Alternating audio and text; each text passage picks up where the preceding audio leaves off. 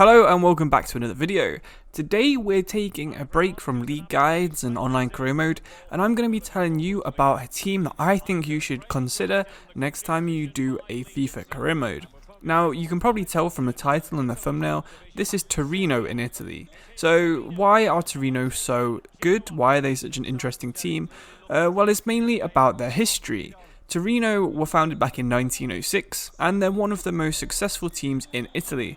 They've got 7 league titles, which includes 5 in a row during the 1940s. This side was known as the Grande Torino. They were one of the best teams in the whole of the continent of Europe, but unfortunately in 1949, the whole team lost their lives in an air disaster. They're one of the best teams of all time. They should be considered in the same breath as the Busby Babes, or the amazing Milan sides of the 90s, or Barcelona of 2010. They are that good, but not that many people actually know about them, and that's why I wanted to make a quick video letting you know a little bit more about them and why you should try and bring them back to the glory of the 1940s in your next FIFA career mode. Torino's badge is almost entirely a bull, and this is also the nickname of Torino. Il Toro means the bull in Italian. Torino is also home to Italian giants Juventus or Piemonte Calcio on FIFA, so you have a traditional rival that you're going to be trying to one-up and beat to league titles, and also have pretty interesting games to be king of Turin. This will be super fun, especially as Torino are as good as they are. They've got Ronaldo. I'm sure you know all the players. I won't go through the list, but you know Ronaldo, Dybala, Aaron Ramsey. Whereas Torino, they're not quite at that level, but they do have the history to get back to that level, and that's entirely what you need to do when you're managing as Torino. Now, if you play FIFA Ultimate Team or you've played career mode, you'll probably know some of these ex-Torino players that have graced the team over the past couple of years. There's some pretty big name players here. So you've got in FIFA 12, you've got Ogbonna, FIFA 13 also Ogbonna. FIFA 14 you had Chelsea, who was an amazing team of the season centre forwards. You had Kamil Glick get a team of the season in FIFA 15. Joe Hart, Castan was a good centre back there in FIFA 16. FIFA 17 you really saw the rise of Belotti, and he also got a team of the season card. Nicolas Nkulu, Belotti again, Sirigu, Adam Laic, Mbaye Niang all played there on FIFA 18. Salvatore Sirigu played there on FIFA 19, and now FIFA 20 and FIFA 21. Belotti really is the star man, but you've also got Simone Verdi, who's going to be just as good and just as vital on your career mode. So that's a quick view of their history, but what does their future look like? Well, Belotti's their key man at the moment, although Sirigu has a higher overall rating. You've got Bremer at the back, who's got quite a lot of potential. Wilfred Singo on the wing, again high potential. Sasa Lukic, also decent potential in midfield. Belotti can still improve a tiny bit, but outside of those guys, you haven't really got anyone else who's going to challenge at the top end of the Serie A. Potentially Bremer and Lianco could be a really good partnership at the back, the two Brazilian young 23-year-old centre-backs. But you're going to have to strengthen almost everywhere if you do want to win the league. I think the goals of playing as Torino have to be pretty simple from the start. You can't go expecting you're going to win the league in the first season.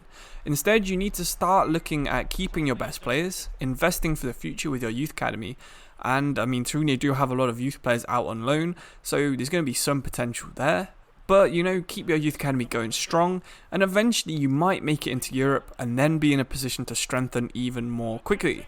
I mean, the long-term goal has to be winning the Champions League. It's something that Torino's never done despite their dominance of Italian football, so you're going to really try and make history if you do achieve that.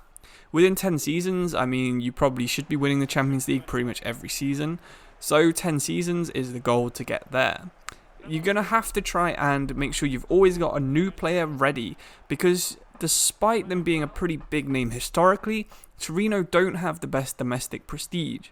So if you want to play this realistically, eventually you are going to get offers for your better players, be it Belotti from someone like a West Ham or Premier League team. I'm saying West Ham because I think he was linked there in real life. Or someone like Baselli might want to go to a Milan club if they're consistently winning the league. You've got to be realistic with it. You need to make sure you have this conveyor belt of talent that's always ready to step in as soon as one of your better players is leaving Torino. That's the only way you're going to improve as Torino, because like I said at the start, they don't have a huge budget, so you're going to have to be investing smart, and in my opinion, the smartest way to invest on FIFA is with your youth academy. The target has to be to sell to clubs outside of your league, because otherwise you're just going to be strengthening your rivals.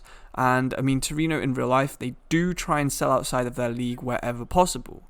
Torino also do have a bit of a habit of signing players from outside of their league. Italian squad rules, and you can see these in the Italian video that I made about Serie A with their squad rules in my channel if you search for that. They are pretty strict about signing non-EU players, and now officially England counts as non-EU, so people like Joe Hart would be taking up one of those slots. You only get 1 or 2 per season, so you're going to have to be trying to find Italian-born players or Italian nationality players who are currently playing outside of Italy to strengthen your squad.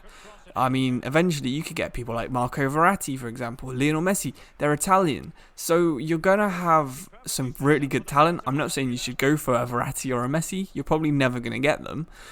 But there is Italian talent out there, so maybe have a look through the Argentinian leagues for anyone with an Italian name. You know, if you see someone with the surname like Lavezzi, then he's probably going to have Italian nationality, so you can realistically bring him to Torino.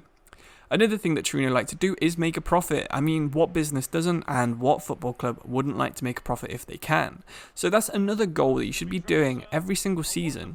Try and make maybe, let's say, £10 million of profit every single season, just to try and reinvest in both your youth academy players, which you are only going to have to do for the first season because of how FIFA works, unfortunately.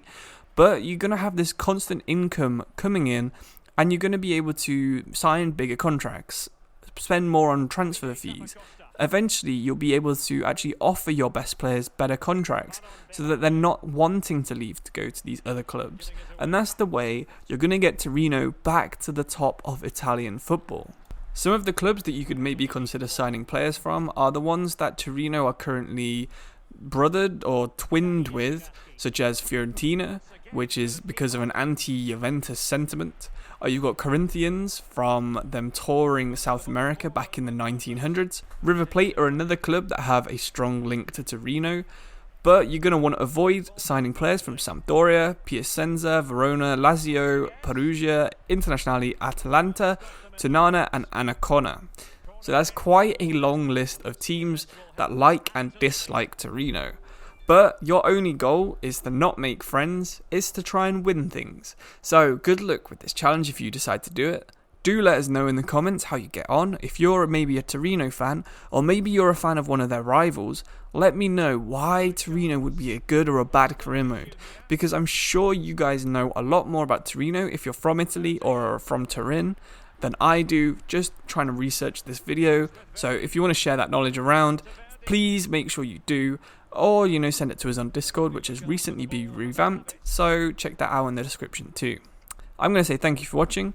I hope you do consider this either for FIFA 21 or FIFA 22.